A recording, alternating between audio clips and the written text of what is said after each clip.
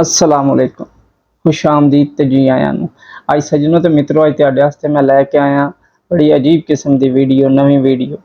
क्यों अज दी वीडियो च असीं तुहानूं दस्सांगे कि नौजवान मुर्गे मुर्गियां किवें अपनी आवाज़ कढदे ने, पंजाबी जिन्हों आंदे ने बांग देंदे ने ते किस स्टाइल दे नाल देंदे ने। ते साडी वीडियो दे नाल जुड़े रवेआ जे, इंजॉय करो। चलो वीडियो स्टार्ट करने आं जी। लो जी, पहले आ गया मुर्गा, उस तो बाद है वाइट आया जी। ते तुसी भी साडे नाल वीडियो इंजॉय करो, देखो। ते नर दे नाल मादी भी वेखो, गोल्डन मुर्गा। लो जी, स्टाइलिश मुर्गा आ गया जी,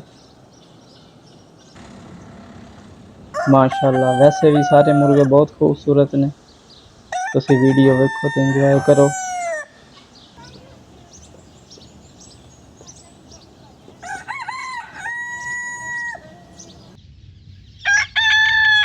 ते नालों नाल कमेंट्स विच दसना है कि साडी अज दी वीडियो तुहानूं कैसी लगी है। इन्हां च कुछ मुर्गे ऐसे होणगे जिहड़े तुसी पहली वारी देख रहे हो। ते जिहड़े भरा नवें ने साडे चैनल ते, साडे चैनल दी वीडियो नूं लाइक ते चैनल नूं फॉलो जरूर करिया जे, तां जे आउण वाली वीडियो तुहानूं बर वक्त मिले।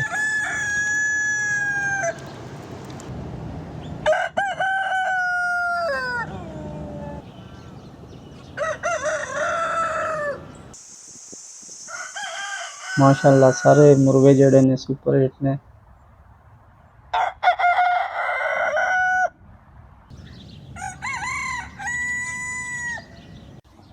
कुछ मुर्गे ते मैं भी तुहाडे नाल पहली वारी वेख रिहा वां। नाल ਇਹ भी दस्सिया जे कि तुहाडे कोल इन्हां चों किहड़ी नस्ल दा मुर्गा कोई है या नहीं, या अगे पहले तुसी वेखे ने या नहीं वेखे।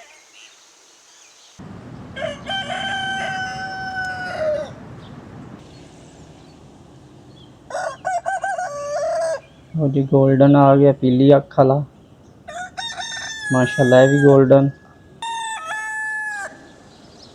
सारे मुर्गे बड़ी नायाब किस्म दे मुर्गे ने।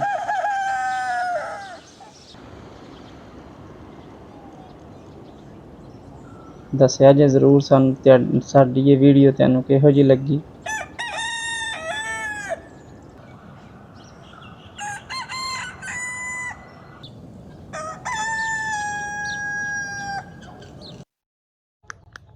माशाल्लाह तुसां वेख्या ये वध तो वध मुर्गे ने।